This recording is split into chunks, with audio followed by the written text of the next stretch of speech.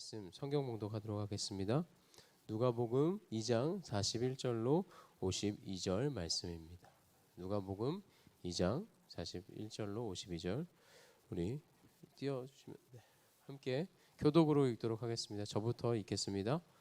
그의 부모가 해마다 6월절이 되면 예루살렘으로 가더니 예수께서 12살 되었을 때 그들이 절기의 관례를 따라 올라갔다가 그날들을 마치고 돌아갈 때에 아이 예수는 예루살렘에 머무셨더라. 그 부부는 이를 알지 못하고 동행 중에 있는 줄로 생각하고 하룻길을 간 후 친족과 아는 자 중에서 찾되 만나지 못함에 찾으면서 예루살렘으로 돌아갔더니 사흘에 성전에서 만난즉 그가 선생들 중에 앉으사 그들에게 듣기도 하시며 묻기도 하시니 듣는 자가 다 그 지혜와 대답을 놀랍게 여기더라.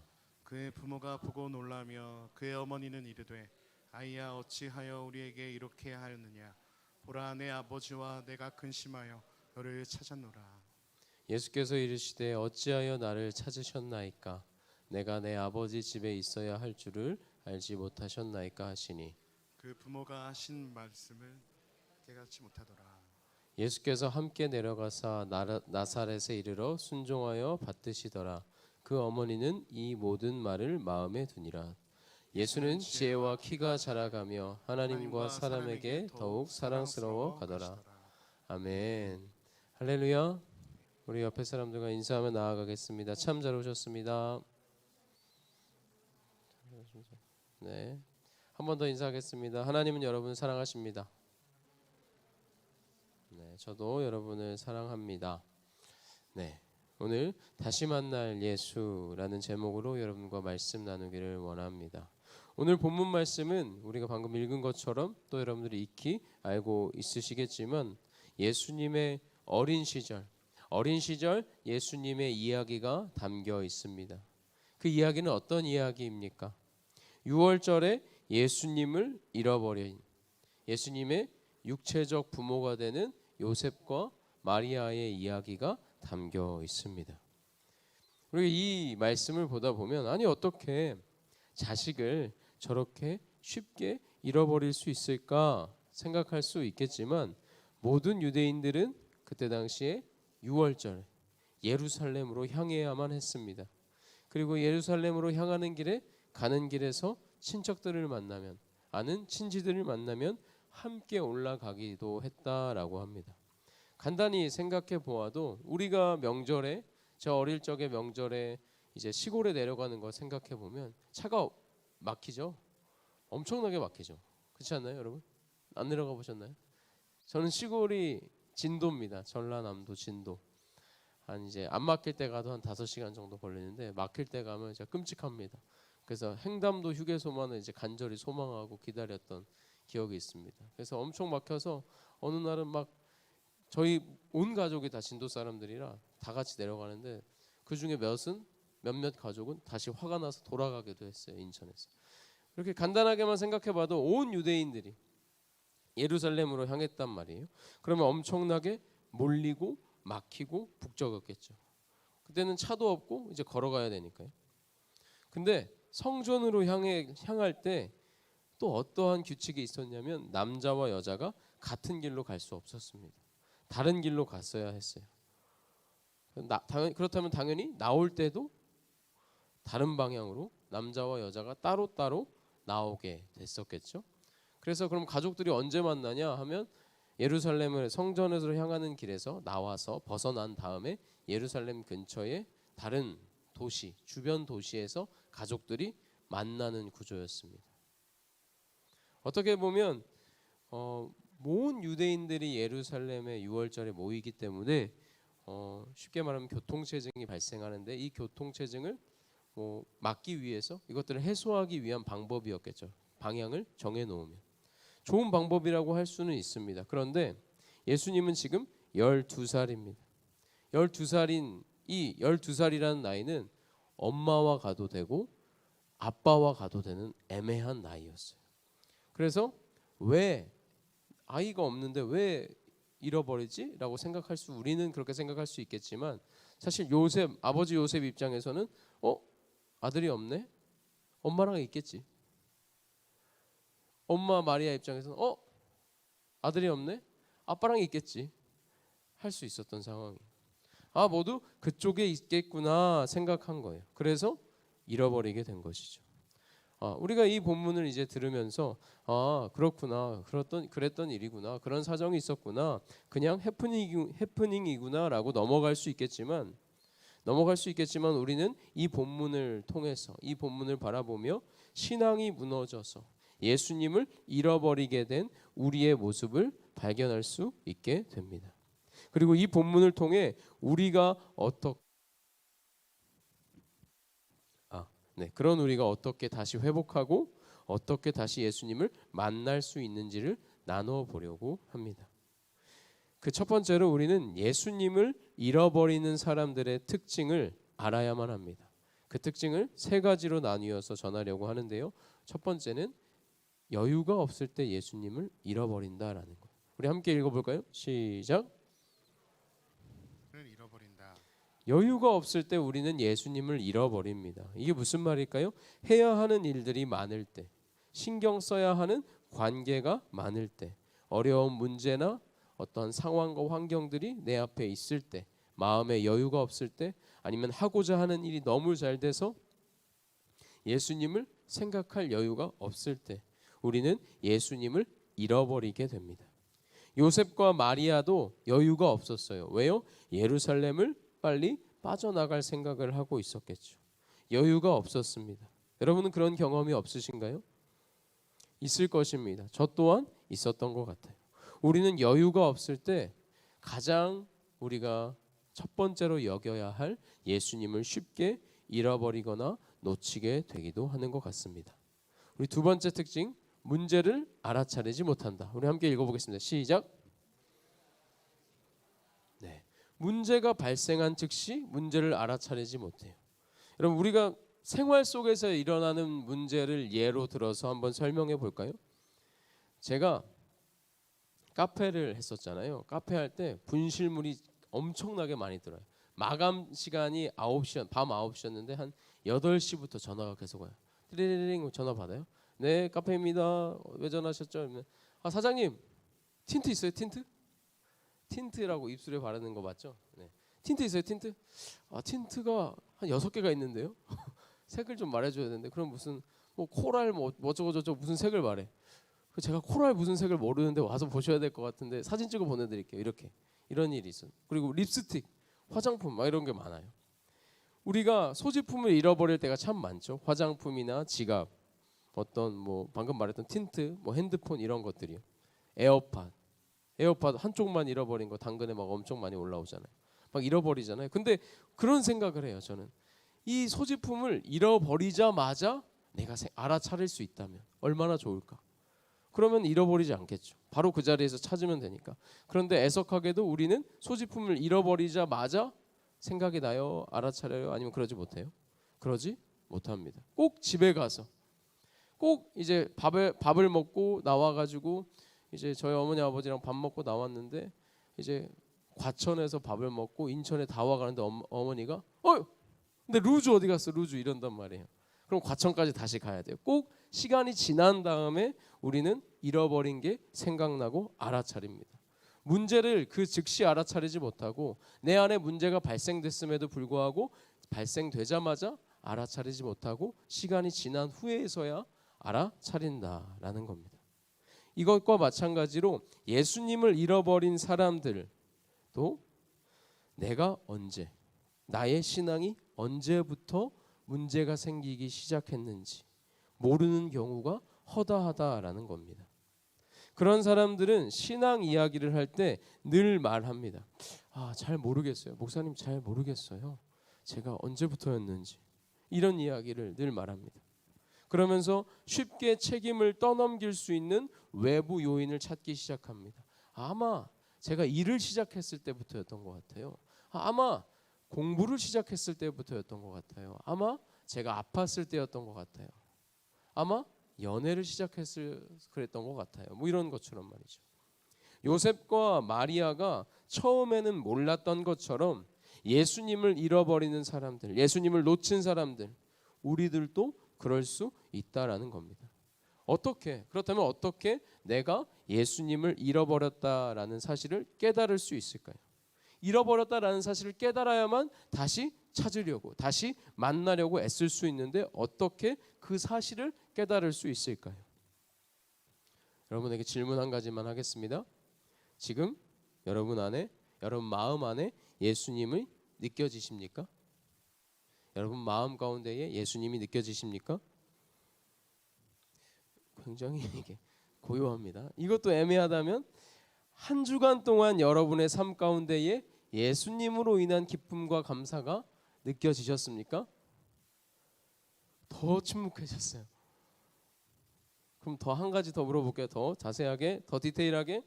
성경에서는 예수를 믿는 자는 세상과 상황과 환경에 흔들리지 않는 굳건한 소망과 기쁨이 있다라고 말하는데 여러분들 가운데는 그것이 있습니까?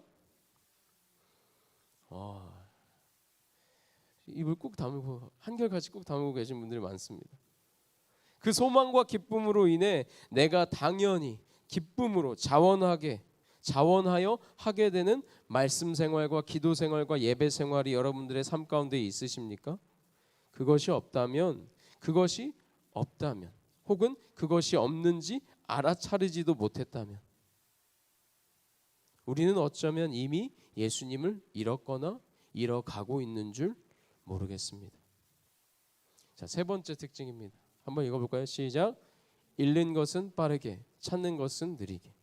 한순간에 잃어버리는 것은 순식간에 잃어버리고 되찾는 것은 오랜 시간이 걸려 되찾는다라는 거예요. 우리 45절과 46절 한번 읽어보겠습니다. 한 목소리로 시작. 만나지 못함에 찾으면서 예루살렘에 돌아갔더니 사흘 후에 성전에서 만난즉 그가 선생들 중에 앉으사 그들에게 듣기도 하시며 묻기도 하시니.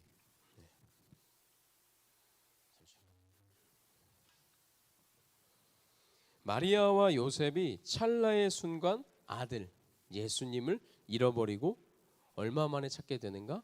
하루가 지나서야 찾게 됩니다. 여러분 우리도 마찬가지 아닌가요?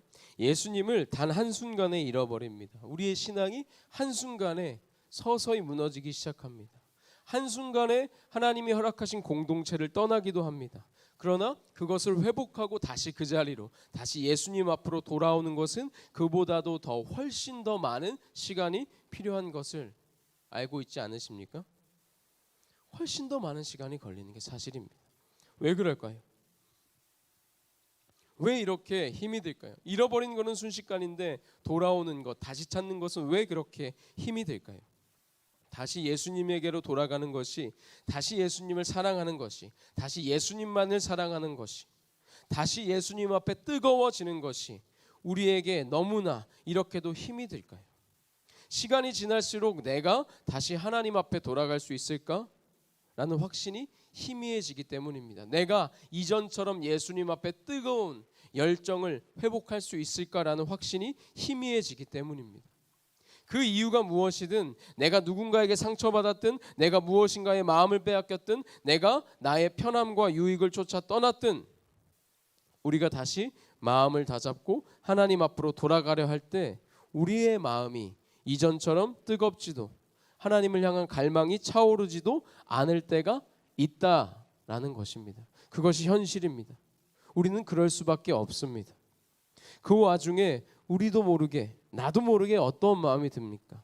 내가 다시 예수님 앞에 돌아가지 못하면 어떡하지라는 두려움이 우리 마음 가운데 생기기 시작합니다. 돌아갈 수 있을 것이라는 믿음의 확신과 기대감이 사라져가는 우리의 모습이 오늘 예수님을 잃어버리고 근심이 가득하다라고 말하고 있는 요셉과 마리아의 모습 속에 보이는 것만 같습니다. 여러분은 어떻습니까? 예배 가운데 여러분들 일주일의 삶 가운데 주어지는 은혜의 자리 가운데 사랑의 자리 가운데 그 은혜와 사랑을 기대하며 나오십니까? 뜨거운 확신으로 나오십니까? 기대감과 설렘이나 뜨거움은 찾아볼 수 없고 그냥 어떤 기계적인 마음으로 나오시진 않으십니까? 어떻든 사실 중요하지 않습니다. 가장 중요한 것은 무엇이냐? 마리아와 요셉이 예수님을 잃어버리고 예수님을 찾아 헤매는 동안 예수님은 그들이 떠났던 그 자리, 성전에서 그들을 기다리고 계셨습니다. 성경 가운데에 수많은 인물들이 하나님을, 예수님을 잃어버리는 장면들이 등장합니다. 그 중에서도 예수님을 너무나도 사랑했던 사람들이 한순간에 빠짐없이 예수님을 잃어버리는, 예수님을 놓쳐버리는 순간이 있습니다. 그 순간은 바로 예수님이 십자가에 달려 죽으셨을 때입니다. 제자들도, 예수님의 어머니 마리아도, 예수님 앞에 언제나 뜨거운 사랑으로 흔들림 없이 예배하던 막달라 마리아도 예수님은 이제 우리 곁에 계시지 않다라고 생각했던 때입니다.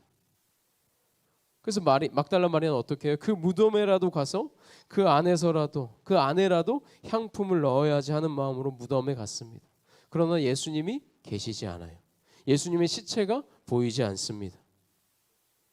이제 마리아는 누군가가 예수님의 시체를 훔쳐갔구나 생각해요. 예수님이 살아나셨을 것이라는 생각은 꿈에도 하지 못합니다. 이제 내가 사랑했던 예수님의 시체도 보지 못하는구나. 서러움과 슬픔에 서럽게 울기 시작합니다. 그때 예수님은 어디에 계셨어요? 예수님은 살아나셨습니다. 그러나 마리아는 그분이 미리 이야기해 주셨던 말씀을 기억해내지 못하고 예수님이 살아나셨을 거란 생각을 전혀 하지 못합니다. 예수님을 알아보지 못합니다. 제자들도 마찬가지였습니다. 그들이 물고기를 낚고 있던 해변에서 그들을 바라보고 계시던 예수님을 제자들은 알아보지 못했습니다. 제자들, 그리고 마리아, 그리고 우리가 예수님을 잃어버리고 헤매일 때에도 그분을 잃어버린지조차 모르고 다른 곳으로, 다른 방향으로, 예수님과 전혀 다른 방향으로 내달리고 있을 때에도 예수님은 그 자리에서, 우리 곁에서 그분이 말씀하신 대로 우리를 지켜보며 기다리고 계신다라는 것을 믿으시길 바랍니다. 그렇다면 예수님을 잃어버린 사람들은 어떻게 다시 예수님을 만날 수 있을까요? 다시 찾을 수 있을까요? 다시 한번 질문해 보겠습니다. 예수님이 여러분 마음 가운데 계십니까? 라는 질문 말고 이렇게 질문해 보겠습니다. 여러분, 예수님을 뜨겁게 만나고 싶으십니까? 예수님을 뜨겁게 만나고 싶으십니까? 아멘. 예수님을 놓쳤을 수 있습니다. 예수님을 놓쳤지만, 그분을 잃어버렸지만, 그럼에도 불구하고 예수님을 처음 만났던 그때처럼, 예수님을 뜨겁게 사랑하고 만나고 부르짖었던 그때처럼 돌아가고 싶어 한다라는 그 마음을 예수님은 알고 계십니다. 마리아와 요셉이 다시 그분을 찾고자 하는 것을 이미 아셨을 예수님은 오늘도 예수님을 잃어버렸지만 그분을 다시 만나길 간절히 원하는 자들, 그분을 다시 뜨겁게 사랑하기 원하는 사람들의 마음을 이미 알고 계신다라는 것입니다. 그리고 그런 자들 곁에서 함께하고 있다라는 겁니다. 그런데 여러분, 진정한 회복, 진정한 예수님과의 재회를 위해 제가 여러분들에게 꼭 하고 싶은 말이 두 가지가 있습니다. 첫 번째는요, 우리가 예수님을 다시 만났을 때, 우리가 다시 회복되었을 때, 예수님을 다시 만나고 우리가 우리의 예수님을 향한 사랑이 뜨겁게 회복되었을지라도 그때에도 이해가 되지 않는 것들, 풀리지 않는 것들이 여전히 있을 수 있다라는 것입니다. 우리 50절과 51절을 한번 읽어보겠습니다. 시작. 그 부모가 그 하신 말씀을 깨닫지 못하더라. 예수께서 함께 내려가사 나사렛에 이르러 순종하여 받드시더라. 그 어머니는 이 모든 말을 마음에 두니라. 아멘. 50절과 51절을 보면 요셉과 마리아가 예수님을 다시 만난 후에 예수님께서 하신 말씀들을 이해하지 못했다라고 말하고 있어요. 마리아가 이해하지 못했지만 그 모든 말을 마음에 담아두었다라고 기록하고 있습니다. 먼 훗날 하나님의 때가 차고 예수님이 자신의 사명을 다 하신 후에 예수님에 대해 다 깨닫게 된 마리아, 어머니 마리아는 그제서야 예수님이 그때 했던 말을 이해했을 겁니다. 우리가 예수님을 만나고 다시 뜨거워지고 열정이 타올라 온 이후에도 우리에게 드는 질문과 생각과 의문들이 남아 있을 수 있다라는 겁니다. 그러나 그것들에 대해서 걱정하지 마십시오. 두려워할 필요가 없습니다. 하나님의 때에 하나님의 방법으로 하나님은 우리로 하여금 그것을 알게 해 주실 것입니다. 마지막은 무엇이냐? 너무나도 당연한 말이겠지만 마음으로 깊이 받아들이길 원합니다. 한 번 더 깊이 받아들이길 원합니다. 마지막은 바로 예수님의 십자가를 생각하자입니다. 오늘 본문의 첫 부분을 보면 예수님은 태어나시고 매년마다 6월절에 예루살렘에 올라가셨다라고 말합니다. 반주해 주셔도 됩니다. 예수님은 태어나시고 매년마다 부모님과 함께 6월절에 예루살렘에 올라가셨다라고 기록하고 있어요. 오늘 본문에서는 12번째 6월절 가는 기간을 맞이하신 것이죠. 그리고 20여 년이 지난 33번째 예수님의 6월절에 예수님은 예루살렘으로 올라가시고 십자가에 달려 죽으십니다. 6월절 자체가 예수님의 십자가 죽음을 예표하는 것이다라고 우리는 배웠습니다. 이스라엘 백성이 출애굽할 때 장자가 다 죽게 되는 저주를 피할 방법이 양을 죽여서 그 피를 문설주에 바르는 것이었습니다. 예수님은 6월절 어린 양으로 십자가에 달려 죽으셨고 그 피로 우리는 죽음에서 생명으로 옮겨지게 된 것입니다. 믿으십니까? 이러한 사실을 다 알고 계셨을 예수님은 매년마다 6월절이 되면 예루살렘에 올라가셨어요. 어떤 생각을 하셨을까요? 어떠한 마음으로 예루살렘에 가셨을까요? 6월절에. 그때마다 자신의 죽음을 생각하진 않으셨을까요? 매년 다짐하진 않으셨을까요? 내가 이 사람들을 위하여 내 생명을 내놓을 것이다. 시험과 문제와 아픔과 시련이 있을 것이고 내가 사랑하는 이들이, 나를 사랑한다라고 말하는 이들이 나에게 손가락질 하겠지만 나는 반드시 이들을 위해 죽을 것이다 라고 다짐하지 않으셨을까요? 오늘 본문 말미에 사람들에게 예수님이 사랑받았다라고 말하고 있습니다. 그 예수님을 사랑했던 자들도 예수님을 죽이자라고 목소리를 높였을 거예요. 그러나 예수님은 그 사람들이 예수님을 사랑했을 때에도, 그리고 그 사람들이 예수님을 미워하고 죽이고자 했을 때에도 그들을 사랑하셨습니다. 그렇기 때문에 우리는 예수님의 사랑을 영원히 신실한 사랑이다라고 말하는 거예요. 근데 우리의 사랑은 어떤가요? 우리에게는 하나님의 성품인 그 신실함이 부족해서 하나님의 사랑처럼 신실할 수가 없습니다. 처음과 달라질 때도 있고 무너질 때도 있습니다. 그런데 우리의 믿음의 모습을 보면 그것보다도 더 기가 막힌 모습들이 일어납니다. 내가 주님을 위해 목숨까지 내놓겠습니다.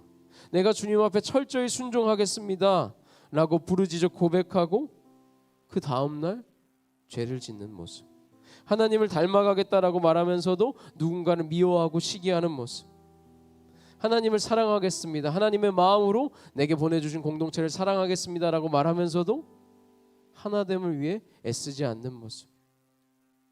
그러나 그런 신실하지 못한 우리를 예수님은 영원한 신실함으로, 영원히 신실하신 사랑으로 우리를 대하여 주십니다. 우리가 예수님을 떠나기도 멀어지기도 오락가락하지만 예수님은 항상 곁에 계십니다. 항상 우리를 기다려주고 계십니다. 예수님은 세상이 보기에 엄청난 재능을 갖고 있는 자였어요. 모든 이들에게 사랑받을 만큼. 마음만 먹으면 우리가 그토록 바라는 세속적인 성공을 언제든지 취할 수 있는 분이셨습니다. 학자들이 그 지식에 놀라고 모두에게 사랑받는 자였어요. 그러나 예수님은 매년 죽음을 다짐하시고 다시 고향 시골로 내려가셨습니다. 저와 여러분을 위해 죽을 날을 기다리셨어요. 우리가 언젠가 만나게 될 예수님은 바로 이런 분이십니다. 우리가 우리에게 주어진 삶의 여정을 다 마치고 하나님 앞에 섰을 때 만나게 될 그 하나님이 바로 이런 분입니다. 너무나도 부족한 나를 위해 기다리시고 자신의 죽을 날을 기다리신 분. 그렇게 그 고난의 십자가를 지신 그분을 기억할 때 우리는 다시 그분을 만나게 될 수 있습니다. 다시 그분 앞에 뜨거운 사랑을 고백할 수 있게 됩니다. 그분 앞에 다시 나아갈 수 있고 우리가 그 사랑을 기억할 때 그분은 반드시 우리를 다시 찾아오실 것입니다. 아멘이십니까? 우리 함께 찬양하며 나아가길 원합니다. 주님 다시 오실 때까지 함께 찬양하며 나아가겠습니다.